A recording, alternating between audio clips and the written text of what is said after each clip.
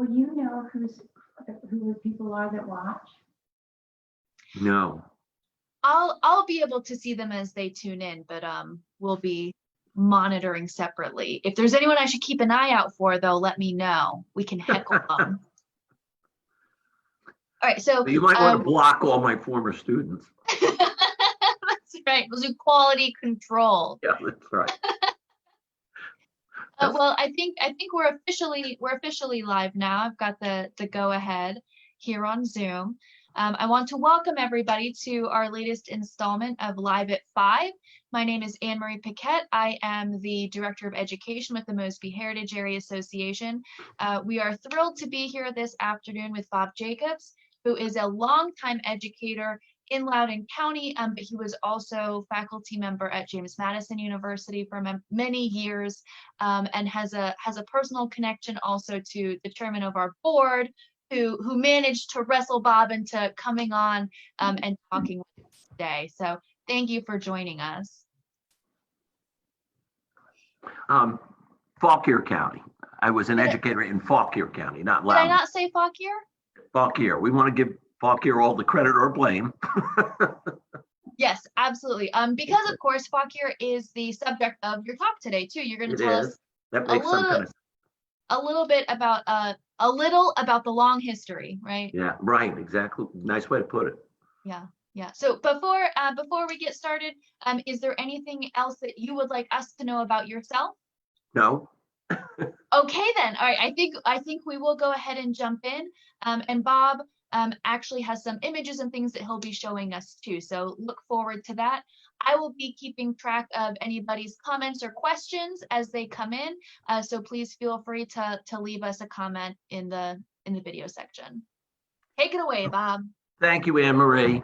I very much enjoyed some of the previous presentations, but I noticed that it was difficult sometimes to see the images that we were talking about. And so rather than look at me for, talking heads kind of thing, I thought it might be instructive to maximize the visuals that that will accompany the narrative. So without any delay, let us begin. And then I will hit on to some. Okay.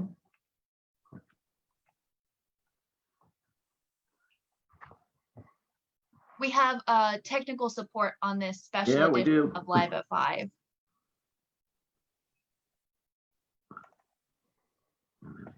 There we go. We're up and running. Okay. The title of this little talk is Fauquier County, a Past Worth Preserving. And the question is, what or where is Fauquier County? Well, you can see it there. It's the 8th largest county in Virginia. It is 651 square miles of some of the most beautiful landscape you'll ever see. It ranks 29th in population.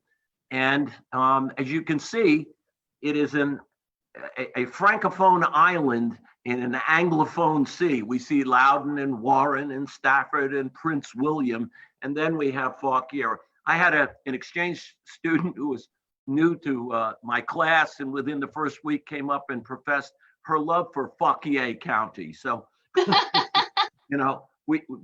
is some confusion over how that happened. So let's take a look at how it did happen.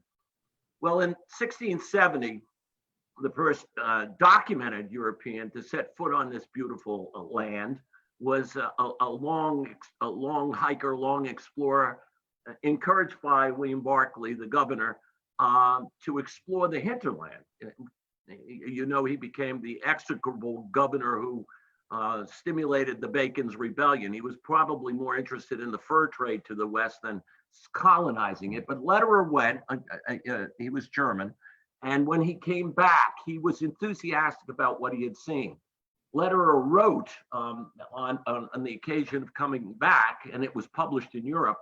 He said of the landscape that was Fauquier County, to heighten the beauty of the parts, the first springs of most of these great rivers, which run to the Atlantic Ocean or the Chesapeake Bay, do hereby break out. And they still do today. This is a contemporary picture of a tributary of Goose Creek.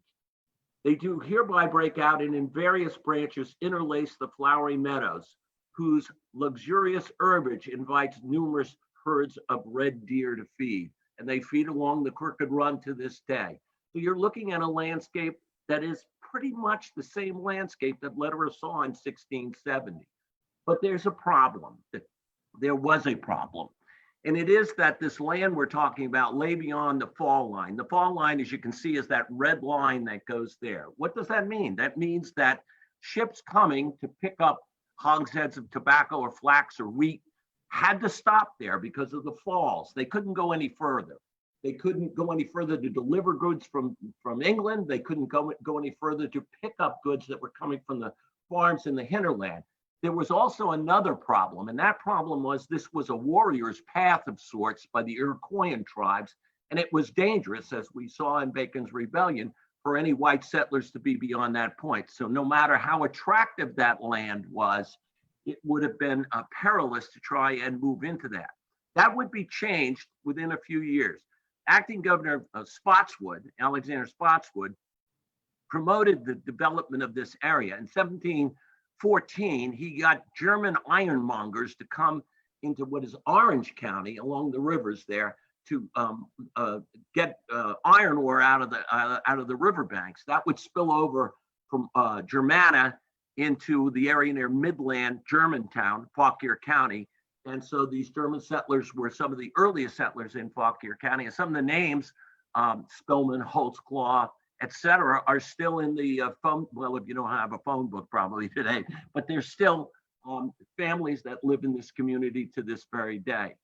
In 1716, you're aware that he organized the Knights of the Golden Horseshoe to foray to the Blue Ridge. I think he thought he was going to play Balboa on the isthmus and look over and see the Pacific Ocean.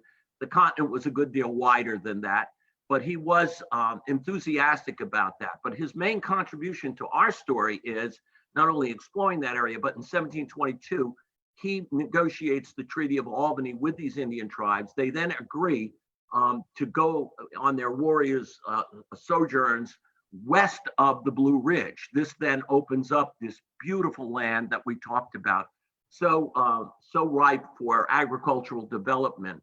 And this is near the Landmark Road in Fauquier County, near the plains. Hasn't changed much, has it? One issue that had to be negotiated, however, was something called the Northern Neck Proprietary, or the Fairfax Proprietary. Some of you know that in 1649, Charles I, hoping to reward those who had stayed loyal to the crown, royalists or cavaliers as they were often known, he planned to give 6 families large land grants as in recognition of their support. That wouldn't come true until he could assume the crown, the throne. In 1660, with the restoration, he did. Those 6 families were given that land, and now it had to be mapped and surveyed. It was known as the Northern Neck Proprietary, and the families' names are with us to this day. Culpeper, Fairfax, Arlington, all these names that we know. And it would eventually, though, devolve into the hands of only one of these Cavalier families. And the happy recipient of all of this through death and marriage was Thomas VI Lord Fairfax. Not many good images of him abound, but you can visit his grave in Winchester if you care to, by the Episcopal Church. There's his tomb. He died shortly after the defeat of the British government at Yorktown. Now, what was the Northern Neck Proprietary as he held it? It was all the land supposedly between the headwaters of the Potomac and the headwaters of the Rappahannock. The question is, where does the Rappahannock flow and where is the Potomac? The Potomac was fairly easy, and it was mapped out to what is called the Fairfax Stone in West Virginia. And the big question was this the Rappahannock, which we today would consider the Rappahannock, the main course of the Rappahannock? That would then indicate that the Rappahannock started in what is now Chester Gap, for example. Or was that lower southern body of water the main thoroughfare? Well, the surveying crew that had been selected to be nonpartisan and adjudge this, led by Peter Jefferson, among other, Thomas Jefferson's father, decided this lower southern body of water, which we call the Rapidan. I think it was the Rapid Ann, but it became the Rapidan, and then up to the Conway. So then that line is drawn from there to the Fairfax Stone, and all of the land in between will revert to the proprietor, that is Thomas VI Lord Fairfax. So this added 1.2 million acres to the Northern Neck Proprietary, or the Fairfax Proprietary. Add that to the 4 million that was commonly agreed upon and would have been if they'd followed what we consider the main course of the Rappahannock River, and he had 5.2 million acres of land. You wouldn't want to have to cut that grass, would you? That would be a task. Now it had to be surveyed, plotted, for him to take possession of it legally and sell it. And he would have to employ a small army of surveyors and land agents. George Washington, a little 17-year-old, not little, actually big for his age. And remember, they are big. Someone once described at the Second Continental Congress, they said the Virginians are a race of giants. When you think George Washington 6'1" or 6'2", Thomas Jefferson 6'1" or 6'2", Richard Henry Lee over 6 feet, you get the idea. They were big people. Either big or small, right? We've got George, yeah. Then you George have James and then Madison. James Madison. It's all a wash.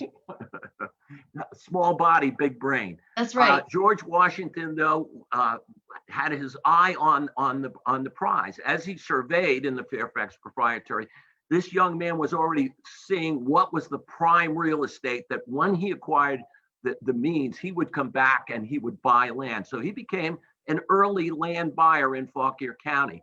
This is a plot when he was the surveyor in Culpeper County of land that he had surveyed in his own hand. And in the clerk's office in Fauquier County in Warrenton, you will see a deed in George Washington's hands with his signature claiming his property near Lost Mountain, which is in the Crooked Run Valley near Sky Meadow State Park to this day.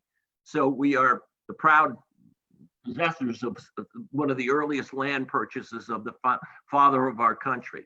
But let's get to the naming of the county. So as it developed, as it was plotted and the land was sold and it acquired a population, it was at that point part of Prince William County. But to take legal business to the county seat was so long and so arduous that people applied for a division to form their own county with their own county seat. And when they got that in 1759, they named it after the acting governor. I say acting governor. The practice in those times was for the governor to take the appointment and then spend his entire term in London, going to the theater and enjoying civilized life, and to send his underling, the lieutenant governor, to actually do the day-to-day work in the colony. And this was true of Francis Fauquier. But where is this French name coming from? Well, he is the son of a Huguenot or Huguenot who had fled France with the revocation of the Edict of Nantes. You probably remember from history that was a declaration that allowed French Protestants freedom of religious expression. When it was revoked, there was a migration out of France of these French Huguenots, and Francis Fauquier's father was one of those. It was an interesting migration because most migrations are migrations of the oppressed, the poor, the dispossessed. These people were better educated, wealthier, and better connected than almost any forced immigration in history. And so Francis Fauquier's father almost immediately became a fellow of the Royal Society, a friend of Isaac Newton's, and traveled in the best circles in England. That way, he was able to acquire for his son a posting in the government as a lieutenant governor. And that's how we ended up with a Huguenot or Huguenot governor. The county kept the name Francis Fauquier because he was such a warm friend of the colonists. He understood their point of view in the Stamp Act crisis. And when he died, he's buried in Bruton Parish Church. I would remind you that, for example, governors who didn't act that way, who were inhospitable to the aspirations of the colonists, people like Lord Dunmore, cursed be his name, immediately when we acquired independence, the name of that county, Dunmore County, was changed to Shenandoah County. So counties that had unpopular reminders of the English oppression changed the name. Fauquier, thinking warmly of our friend Francis Fauquier, was happy to retain that name. Now, there is more of what we saw with George Washington. Richard Henry Lee, a very famous individual, as you know, is the son of Thomas Lee. Thomas Lee was an agent for Lord Fairfax, and he was selling off some of this land after it had been surveyed and plotted. Then again, like George Washington, he was able to see what was going to be the prime real estate, and he could acquire that for himself rather than put it on the open market.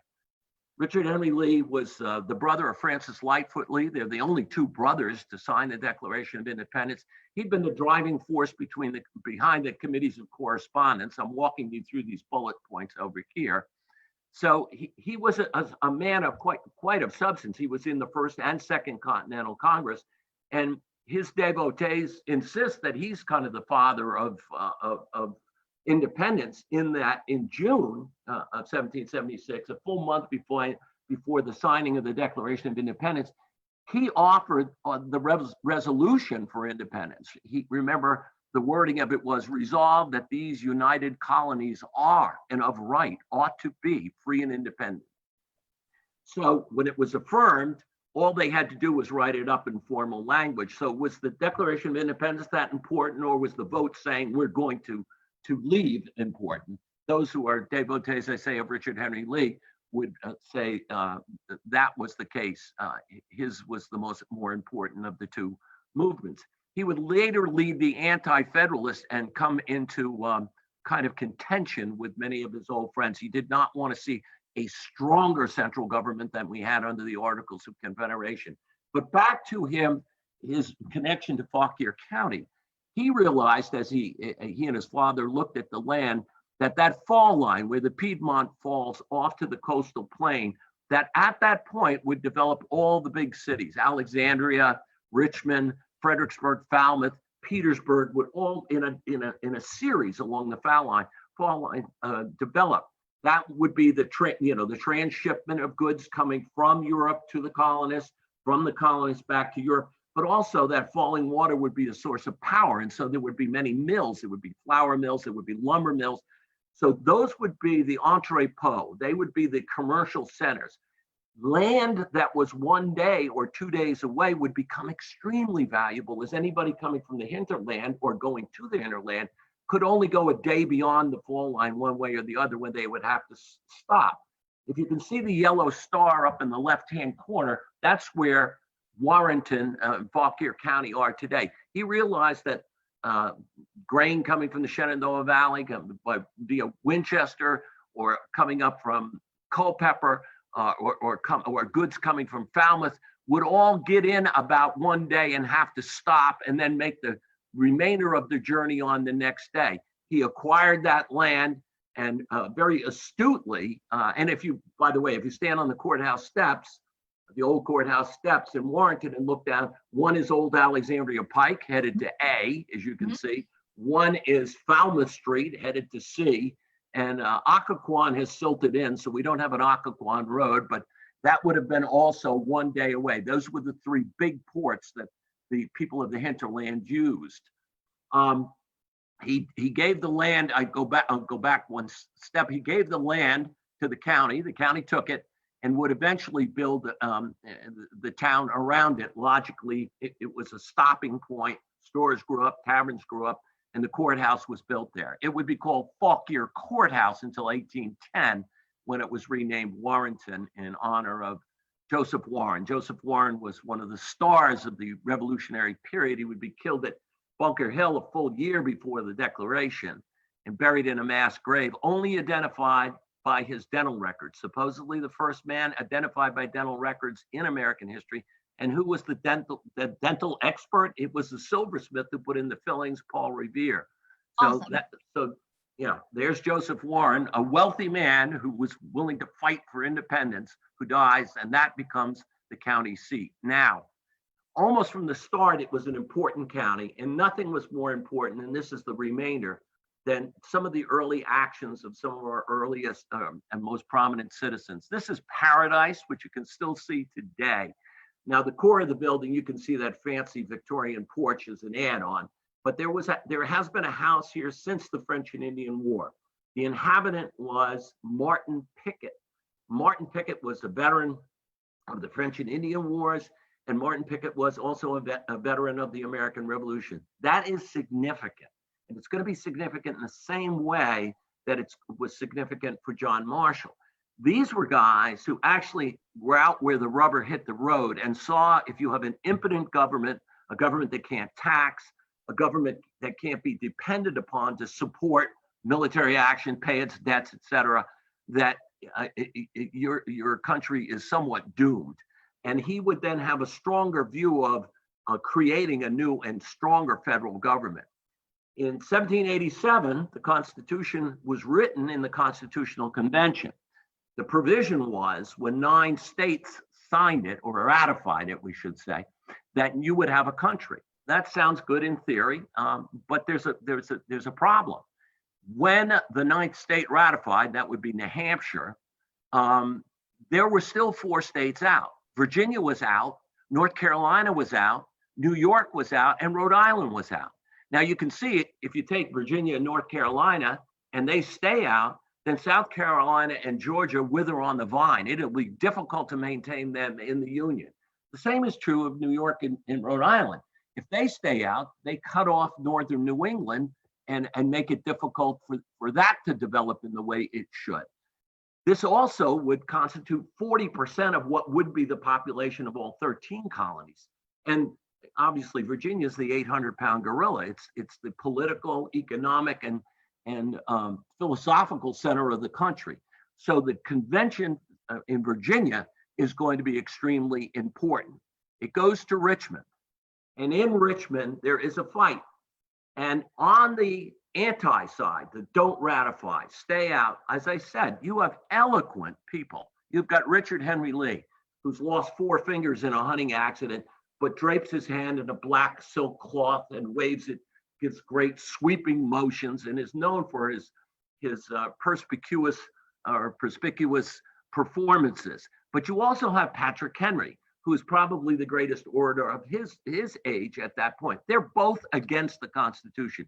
And in fact, Henry gives a stem winder of a speech in which he talks about if Virginia were to ratify this and the country were to be created around this strong central government, God would never forgive them for giving up their natural born rights to this tyrannical central government. At which point, when he finishes with a flourish, a storm sweeps through Richmond, rocks the building that they're debating in, and blows out all the candles. One participant said, if they'd have voted then and there, it would have gone down. They would have thought Henry had invoked the deity. But calmer heads prevailed, including, John Marshall and others. And Martin Pickett would become extremely important in convincing some of the regional other delegates to vote for ratification. Now look at that vote, 89-79. That's 168 votes. You change 5 votes. You change the 2 from Fauquier and 2 from another county and throw in a 5th, and it doesn't pass. It's 84-84. And if it doesn't pass, New York probably stays out. And if New York stays out, so forth. So this is a turning point in American history. And one of the people who helped spin that sphere and turn that dial was Martin Pickett, whose house still remains. There was another participant who would become even more famous for other things. And this is John Marshall. And this is the Brookhiser book, The Man Who Made the Supreme Court. This is the guy who arguably created the government we know with 3 independent branches of government. It would be John Marshall. Born, as I pointed out earlier, down in that near that German community in what was called Germantown. We call probably Midland today. Okay. And this is just a little quick look, and you shouldn't do this, I suppose, but here's his curriculum vitae. He was born in Fauquier County. He would move with his father to Oak Hill near Marshall and spend 2 years there before he went into the American Revolution. And after 1785, he spent the rest of his life, the next 30 years, coming back, spending time there. Now, he had a fine home in Richmond, which is a museum today, but he still had that attachment to Oak Hill. He was a Revolutionary War veteran who didn't get rations, didn't get ammunition at Brandywine and at Valley Forge, and understood the impotence of the government, and probably was astounded that people wanted to go on after Shays's rebellion with the impotent articles of government under the Articles of Confederation. He had shown himself to be a man of honor in the XYZ affair by eschewing bribes and refusing to pay bribes when negotiating with the French Revolutionary government. He was a congressman. He was famously Secretary of State. That's involved in the Marbury versus Madison case. And he's the 4th Chief Justice of the United States. Now, when Bill Clinton was on his way to his inauguration and stopped in Warrenton to pay homage, 7,000 people gathered on Main Street, and I heard him praise the 1st Chief Justice of the United States, John Marshall. Well, I was a government teacher at that point. I wanted to give him an F. Good try. Good try. He was the 4th Chief Justice. And that's significant. And he's also, incidentally, this is kind of curious, he's the 4th longest serving justice, period justice. The first Supreme Court justice was John Jay, followed by John Rutledge, and then Oliver Ellsworth, and then comes John Marshall. And why is that significant? It shows you that that was not particularly an office of strength and appeal and power, that men, John Jay jumped off the Supreme Court to go back into politics in New York, become governor of New York. That's where the action was, until John Marshall, with judicial review, made it a force in the nation's life. John Adams, who nominated him, would call John Marshall my finest gift to the nation. There's Oak Hill today. And if you wonder if people still understand and pay respect to the role that John Marshall played in creating the United States, in 1787, we had a committee to celebrate the bicentennial of the U.S. Constitution.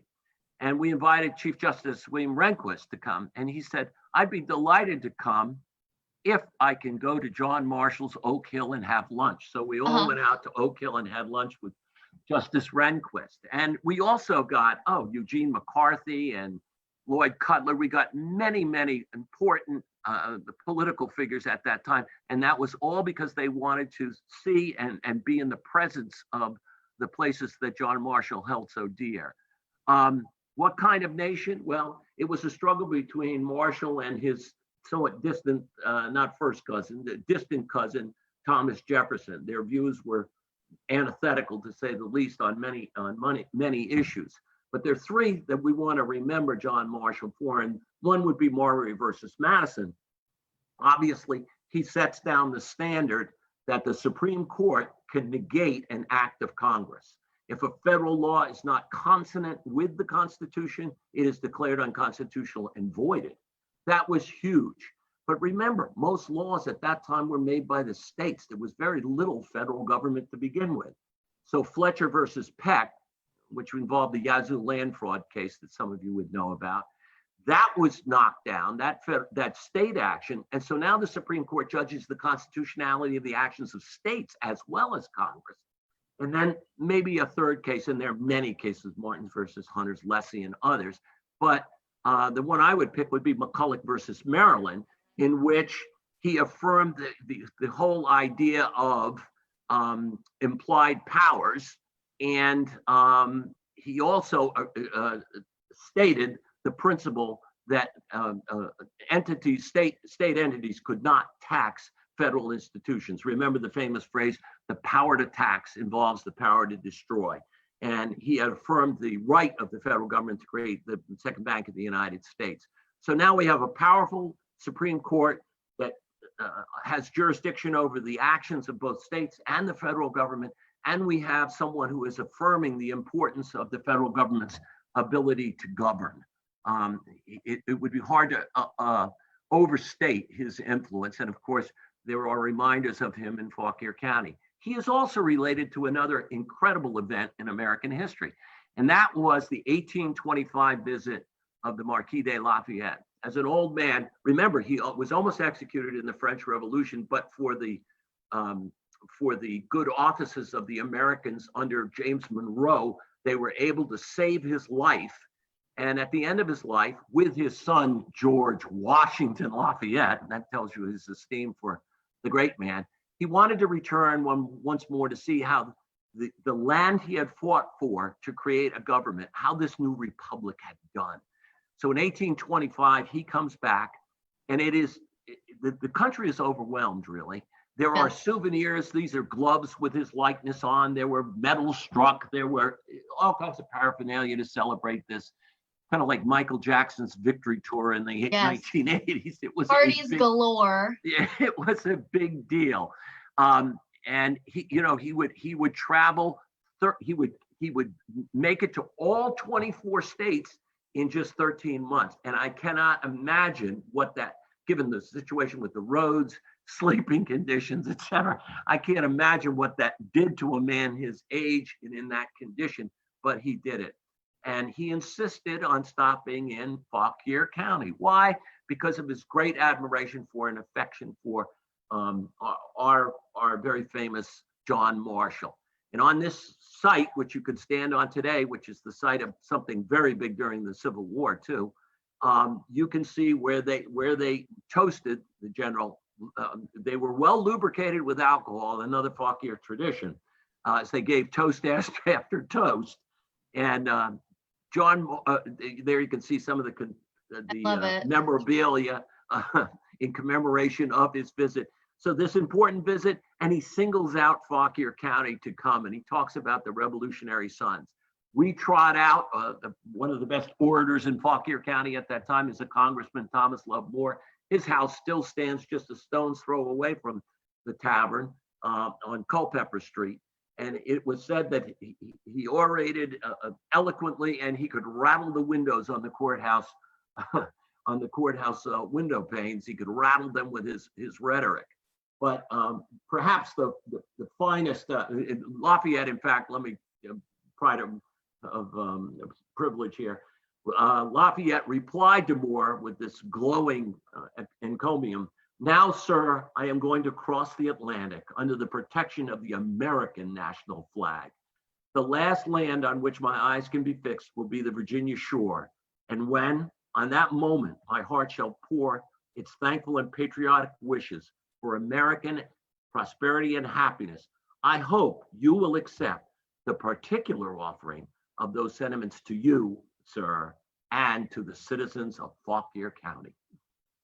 Well, Marshall was not one to pass on this, and he responded in kind. I guess he wanted to cultivate his locals. Sure. And he finished with his salute to Lafayette. He gave a very eloquent salute to Lafayette, but he also threw a bouquet to the crowd. And he said to the crowd, well-lubricated crowd, to the people of Fauquier, brave soldiers in time of war, good citizens in time of peace, and intelligent patriots all the time. Ooh. So we are gilding the lily. A little bit. Okay. Now, I'm going to have trouble reading this, but upon comparison, this was Anne Royale. Some of you remember Anne Royale was maybe the first female journalist, famously went down and supposedly sat on the clothes of John Adams taking a nude swim in the Potomac. She wrote, and staying at the tavern and the meeting the swains of Fauquier County. Upon comparison, I find this part of Virginia to be the cream of the state. They are stout, able-bodied men, all life and generosity, as opposite to the lower part of Virginia as honey and vinegar, knowledge and ignorance. I don't think you should bandy that quote about in Wise County, Virginia. But there you go. The renown of the community was enhanced by sulfur springs. These were very popular all over the United States. And Fauquier White Sulfur Springs was just such a case. And it was enjoyed by the intelligentsia of the country at that time. James Monroe kept a cottage there. Henry Clay visited, James Madison visited. And Martin Van Buren, while president of the United States in 1838, stayed there with his 4 sons. So this was no small thing in the community. I have even read, and I've not been able to substantiate it, that maybe Charles Dickens even visited the spa there. So it was a hub in the 1830s, 40s, and 50s. You could start to see that the community was really developing economically. By the 1830s, this is the Caldwell House. And it's important, it was added on to with all of the, Victorian confections here that you can see. But this is where James Caldwell and then Lycurgus or Lycurgus Caldwell lived. Lycurgus Caldwell operated a printing press. So this young community had a vibrant free press, the Palladium of Liberty. In 1844, as a young man, he was working for Samuel Morse, and he was literally with him when Morse tapped out the first telegraph message in American history from the capital to Baltimore. What hath God wrought, as you remember from your American history classes. But you could see it all over the county, even in rural areas like Scuffleburg. Substantial brick buildings for houses of worship. Here's the Pleasant Vale Baptist Church. Notice the 2 doors for the separation of the sexes as we go. Not unlike a mosque where the women are separated, or an Orthodox synagogue. We don't want the men to get distracted during time of prayer, so we'll put the women in a separate area. But if you went into the towns, as well as the outlying areas, you began to see evidence of this in some of the buildings that you can still see today. You can see it in, as I said, the Hardstone building, Baldwin Day House, a merchant here. If you notice up at the top, they're bracketed cornices. They're really beautiful ornamentation of these Greek Revival houses in the 1840s. Remember, the Greek Revival was much in vogue, and you can see it over the doorway here, rather, on the left also.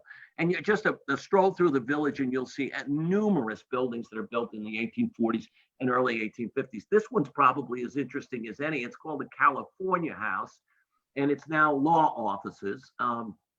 But it was built by William Extra Billy Smith's son with money that Extra Billy made in the gold fields. Now, he wasn't a gold miner. He had gone in 1849 to California and set up business. It was more like Levi Strauss. He sold things to the miners, and he made his money a much more reliable revenue source than going out looking for gold, I might add. Made such a killing, he came back and gave that money to his son, and his son built that. Now, Extra Billy was a formidable person in Fauquier history. Some say, and you notice long lived too. Some say that he was called Extra Billy because he was the 30th and 35th governor. He was governor twice. Others say, somewhat uncharitably, that he was given a contract to establish postal routes from Washington all the way to Milledgeville, Georgia, which was the capital of Georgia at that time. And that not only did he build the postal routes, but he built spurs off to smaller communities on either side and charged the government. And so he was getting an extra bonus at every stop. He took some of that money and built Monte Rosa, which has been, it's still there, but it was a product of the northern money that came south in the 1890s and 1900s. It doesn't look like this today. But what does remain are the brick stables that he built in 1847. And you just conjecture massive brick stables. That is a sign that this county had made it economically. It also is an indication that perhaps this county was horse crazy, because I mentioned the Fauquier Springs, Sulphur Springs. In 1844, they had a 4-mile race over timber, a steeplechase. That's, I think, the first recorded steeplechase in the history of Virginia. But in 1853, Richard Henry Delaney, a very accomplished, kind, and intelligent man, found a colt freezing to death and was appalled at the, kind of the ignorance and slipshod way that some of these husbandmen treated their animals. And he set up what would become the oldest horse show in America, the Upperville Colt and Horse Show, which is still held today, except for COVID-19. And it was established in 1853. So we're beginning to see one of the real hallmarks of Fauquier County, which is the equestrian life. Well, in 1849-50, the railroad is going to be completed into this area, and the Springs is going to burgeon. In fact, even before the railroad comes in 1849, they had a COVID-like moment, and that was a cholera epidemic in Richmond. And so the state legislature, having to flee Richmond, where would it go? Where was a place that could handle the size and the meals, et cetera? And the elegance and the balls, yeah. Right.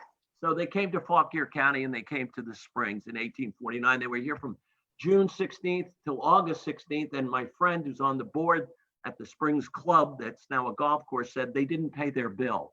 So the Commonwealth of Virginia is still in arrears on that thing. I mentioned in 1853 that the railroad finally made it to Fauquier. The Orange and Alexandria Railroad was started in 1850 at Alexandria, and it was to go all the way down to Gordonsville. And then later, it would reach there in 1854. And then later, it would extend down to Lynchburg. And that would really transform the economy. And it would also make it pivotal in the Civil War, obviously, if you're moving troops north to south. Fauquier lies off that line, as you might imagine, as it runs over toward Catlett, Calverton, that area. So a spur was built, which reached the town in 1852 or 3. And it came from the line, the Orange and Alexandria line. The name of the town where the tracks diverged to come the 9 miles to Warrenton was called Warrenton Junction, if you're looking at period maps. You can't find it today. It's Calverton today.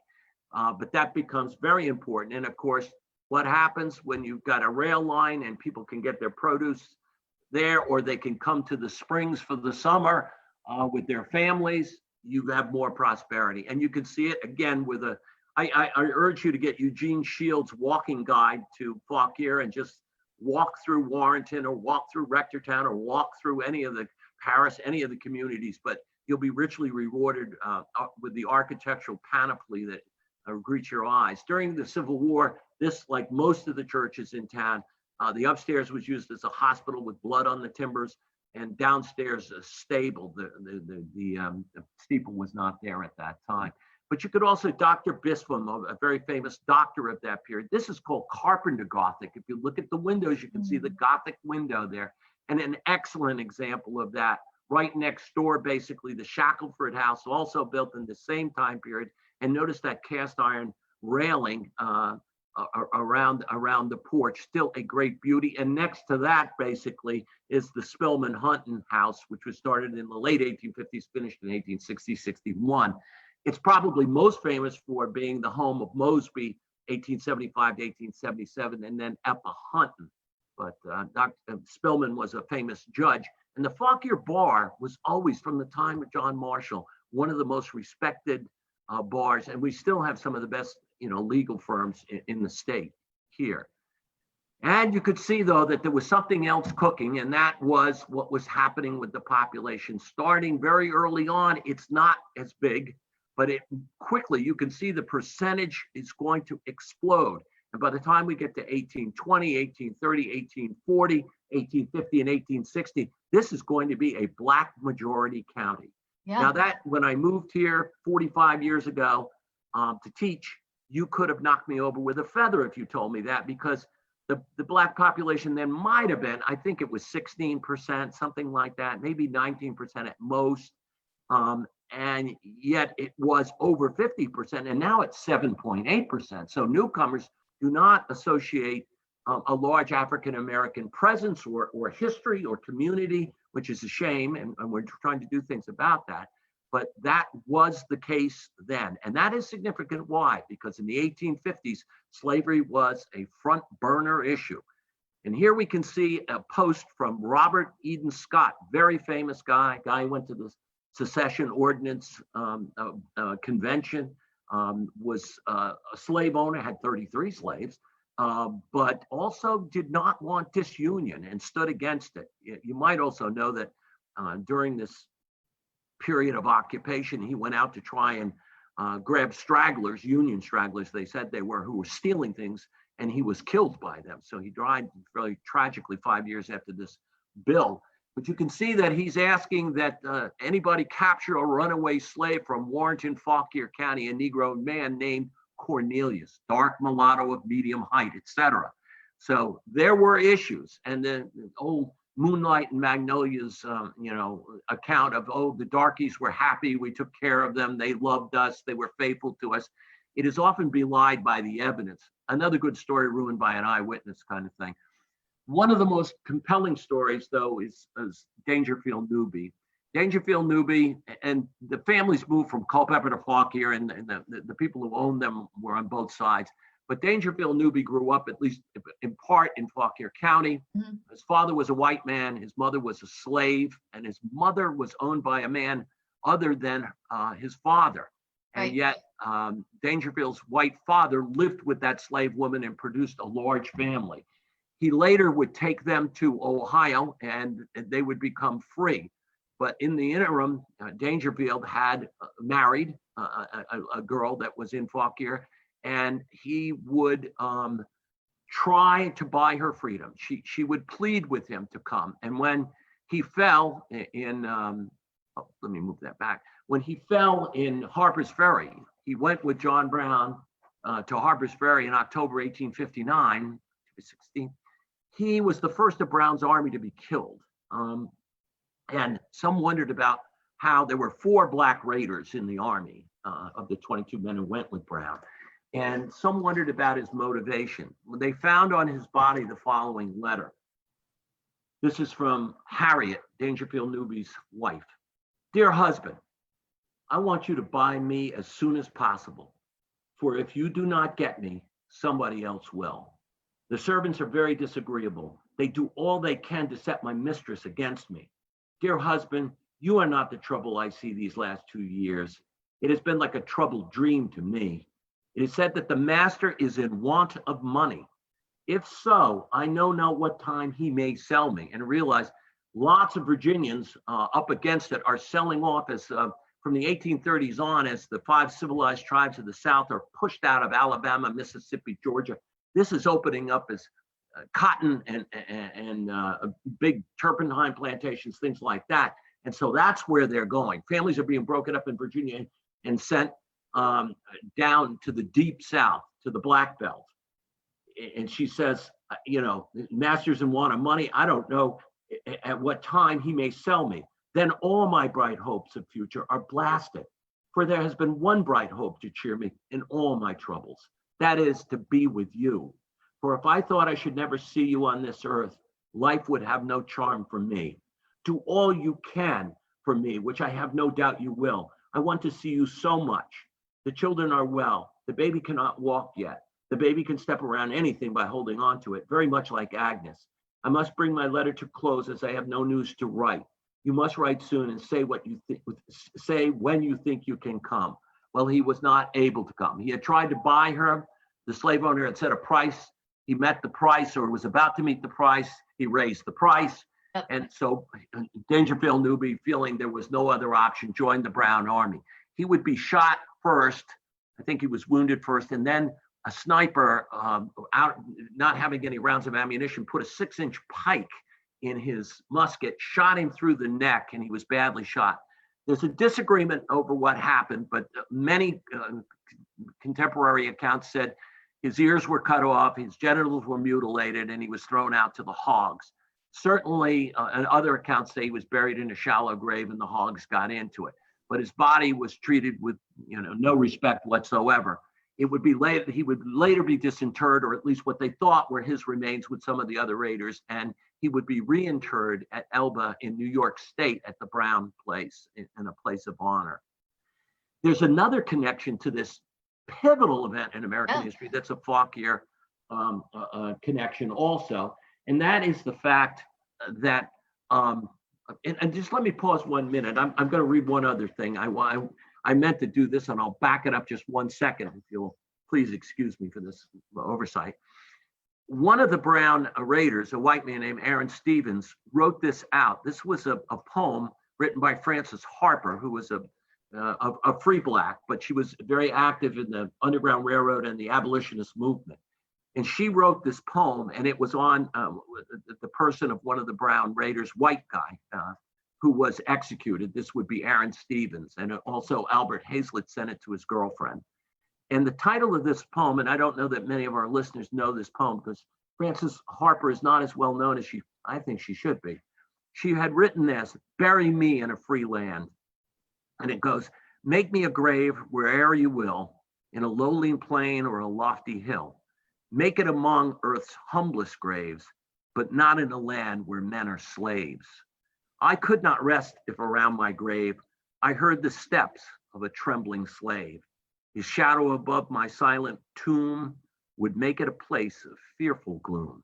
I could not rest if I heard the tread of a coffle gang to the shambles led." A coffle gang is a line of slaves handcuffed together, headed south to be sold into deep South slavery. His shadow above, I could not rest if I heard the tread of a coffle gang to the shambles led, and the mother's shriek of wild despair rise like a curse on the trembling air. I could not sleep if I saw the lash, drinking her blood at each fearful gash, and I saw her babes torn from her breast like trembling doves from the parent nest.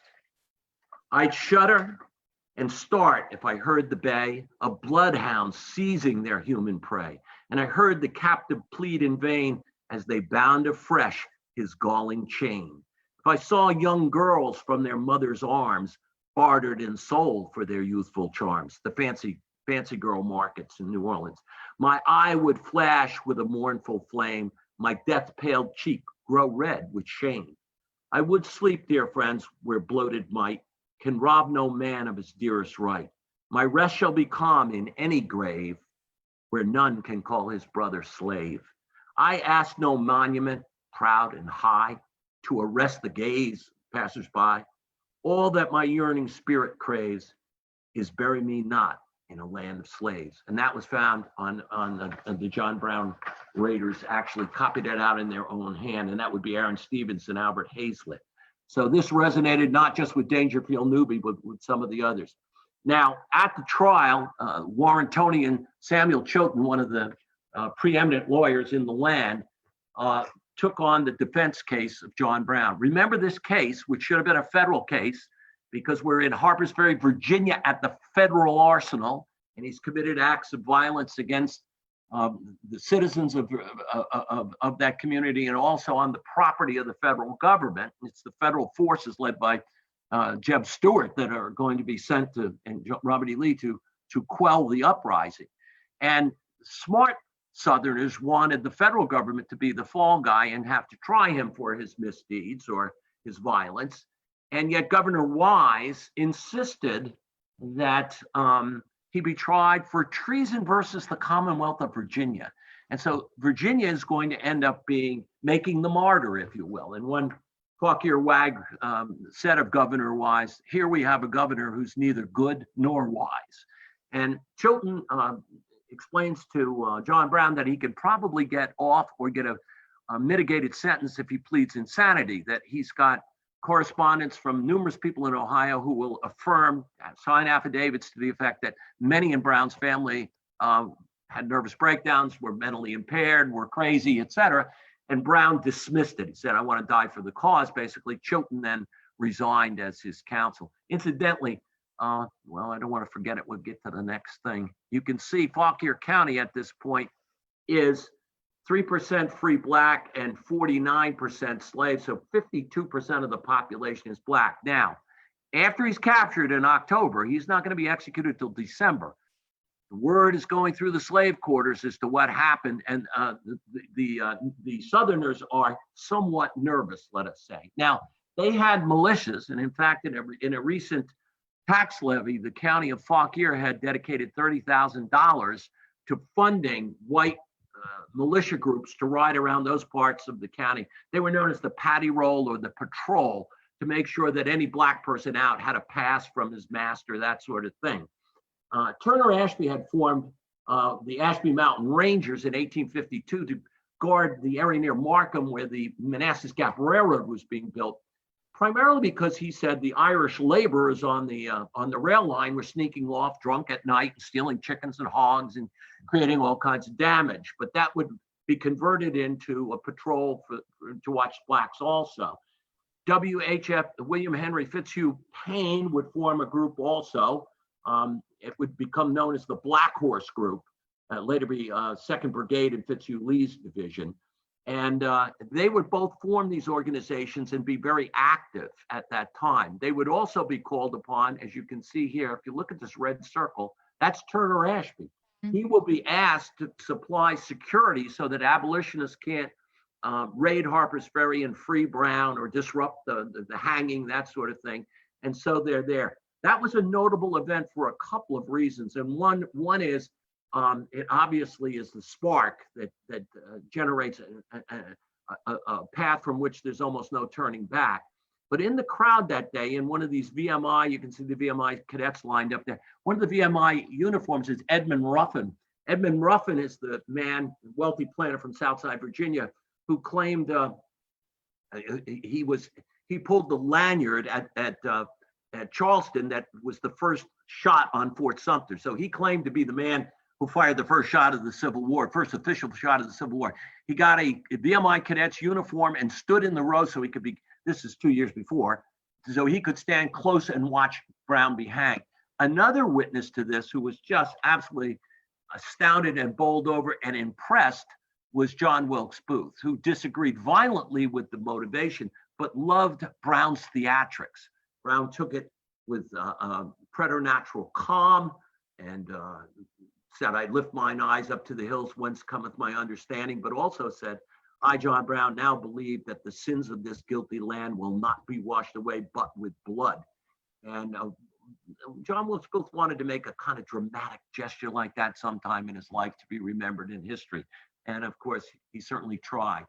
As you can see, they went back to their communities after the trial. And interestingly enough, if you go to all these little hamlets that are so worth preserving, go to Scuffleburg and you can see the original house of Billy Martin. Billy Martin was on the jury that declared him guilty, and he was the last surviving member. I think he died in 1909, and he was a blacksmith and a wheelwright in that little community. It looks, if you shot it with your camera and turned it to sepia tone, you would think you were in 1860. In that, it's a little brigadoon. It is said you have to scuffle in and scuffle out. It's hard to get in. The Confederates called it the second Gibraltar, very easily defended.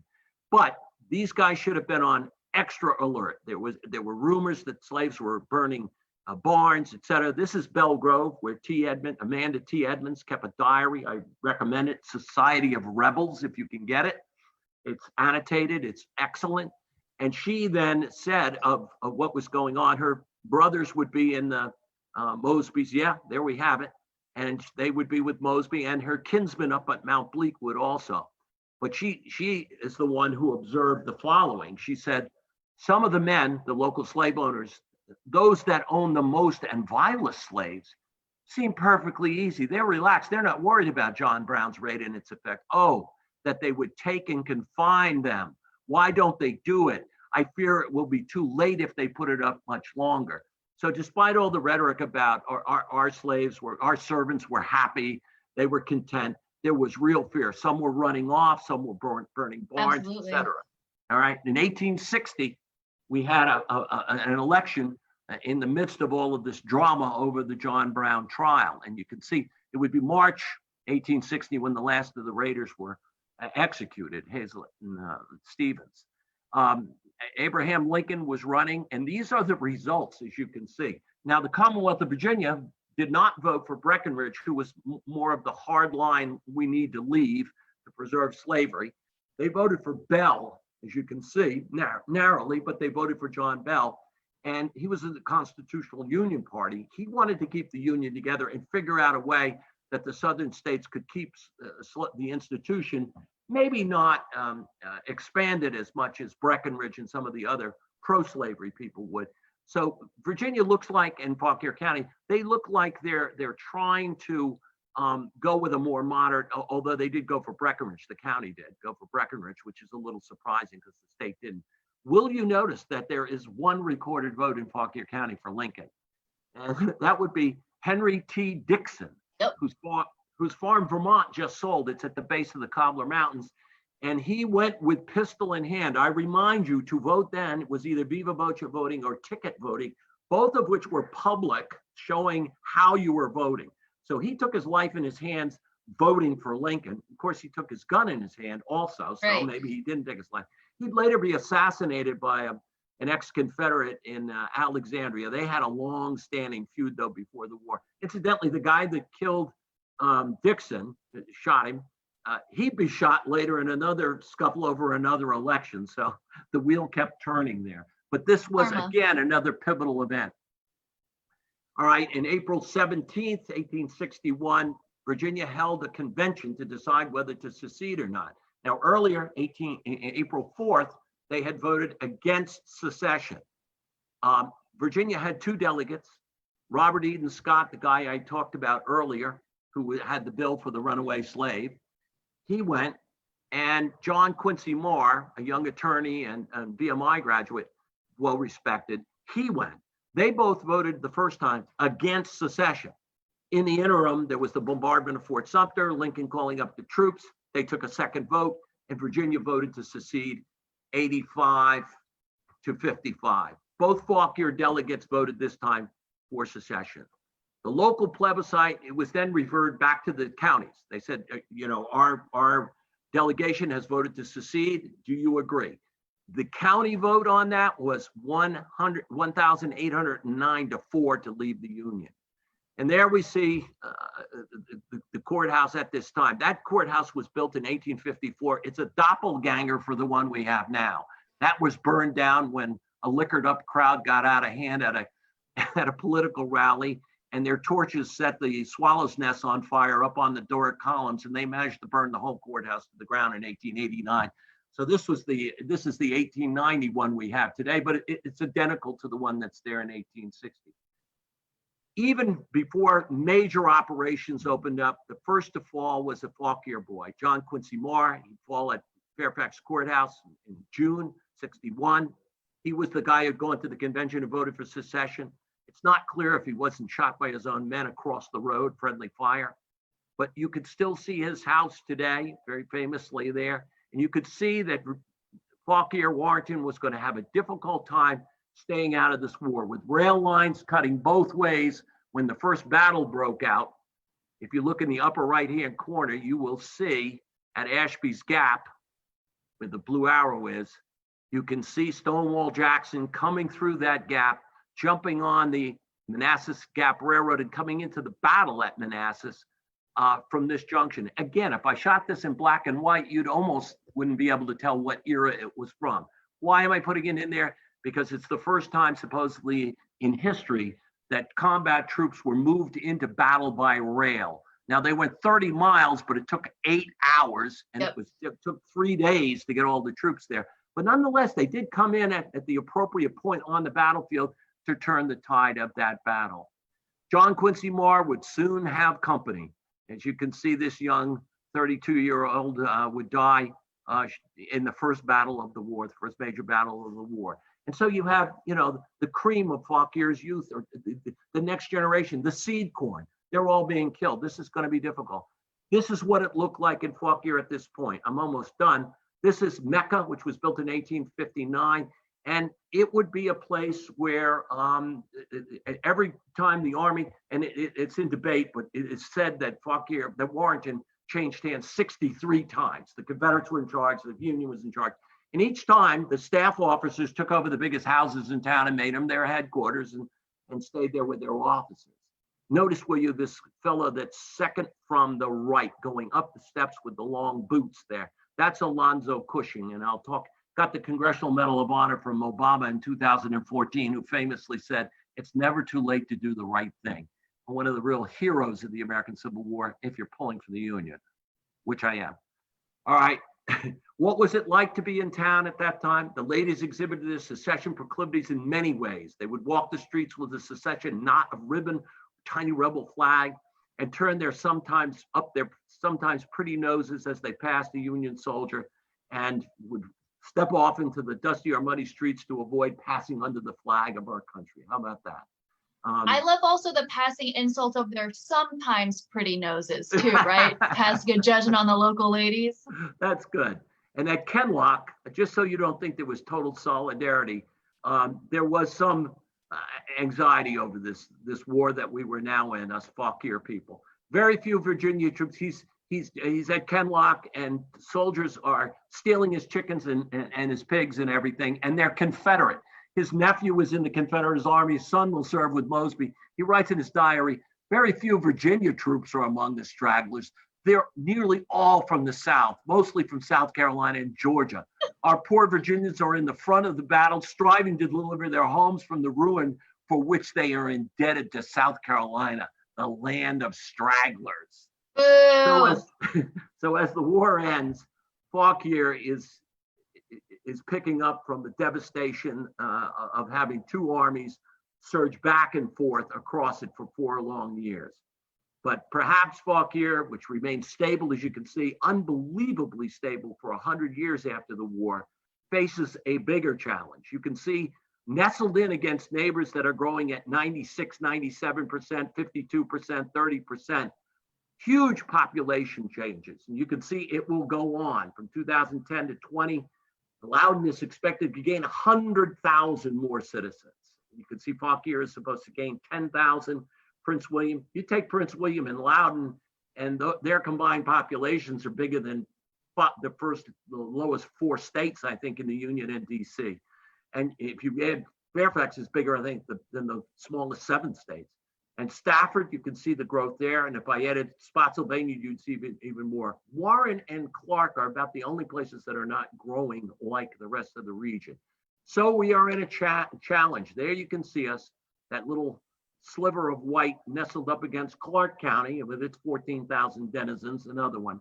And so now we're facing perhaps the greatest challenge since the Civil War. Those Fauquier in red, and the rest are the largest localities. And you can see it really is on the cusp. Okay. I hope I didn't talk too fast and too long. I think you've had the rapt attention of our audience here. Oh, I don't know about that. I don't know how to enlarge the screen here, so I'm talking to you. Let me see here. I got my tech guy here.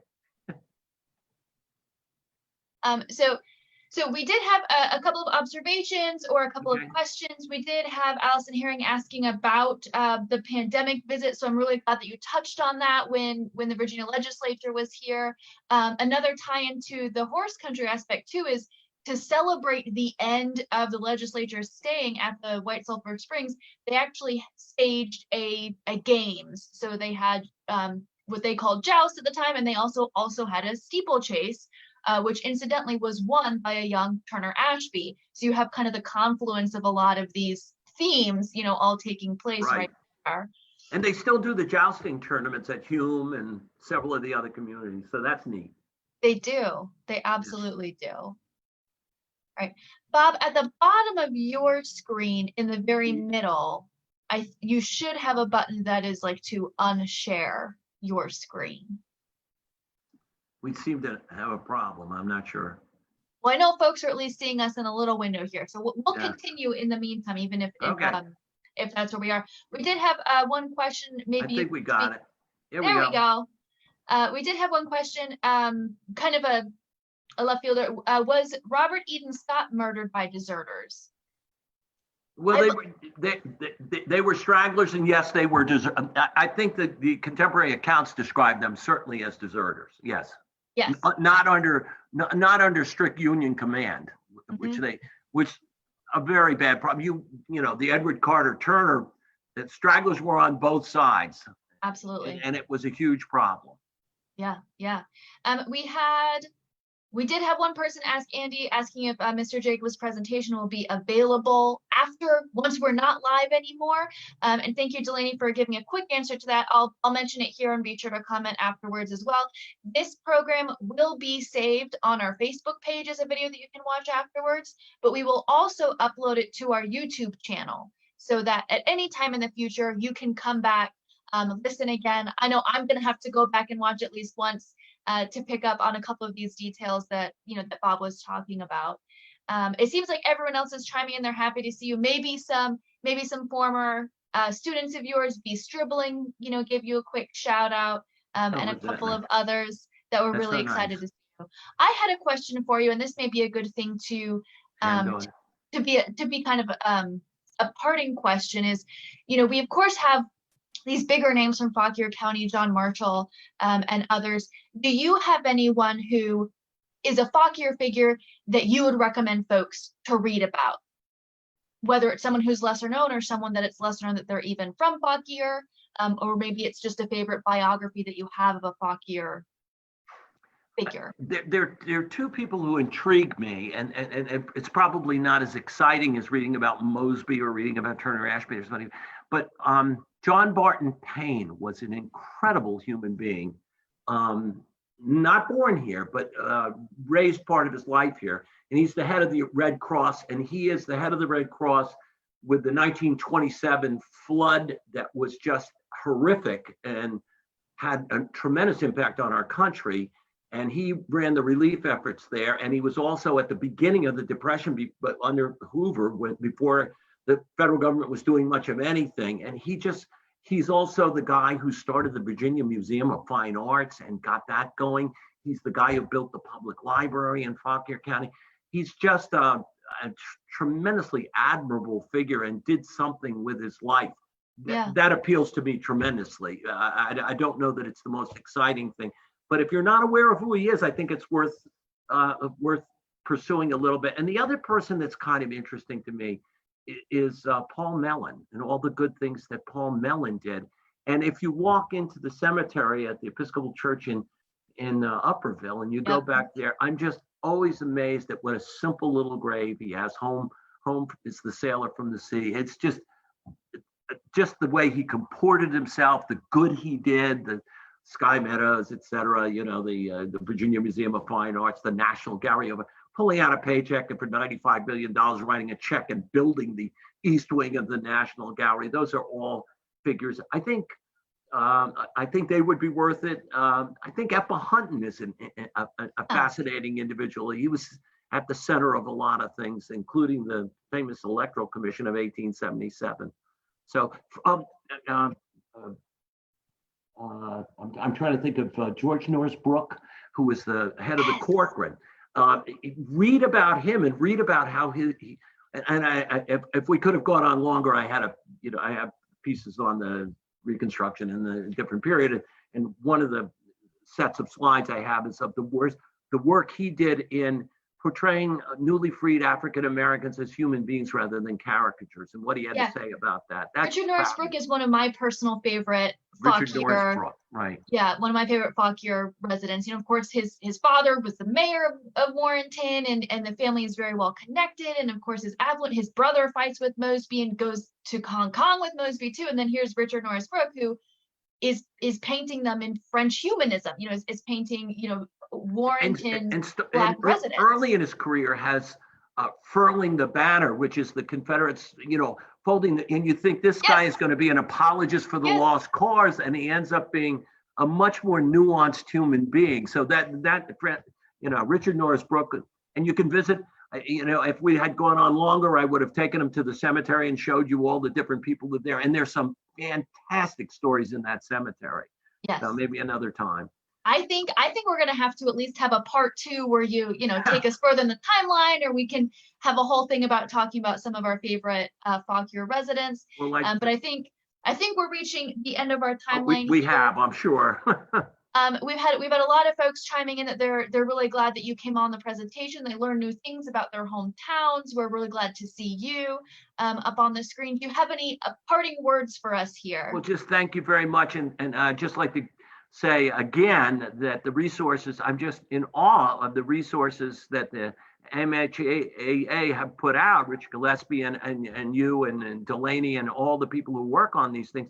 The quality is just phenomenal. And, the scavenger hunts, the driving tours, if people are unaware, I would say, if you're unaware of what is available from the Mosby Heritage Area Association, look into it and you will be pleasantly surprised, something you can do with your family.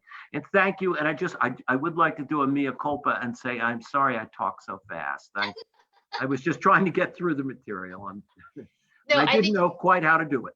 You did an admirable job. I don't know anyone else who could have gotten so much depth out of a time that small for the time period you were covering. And I think that it really comes full circle about Fauquier.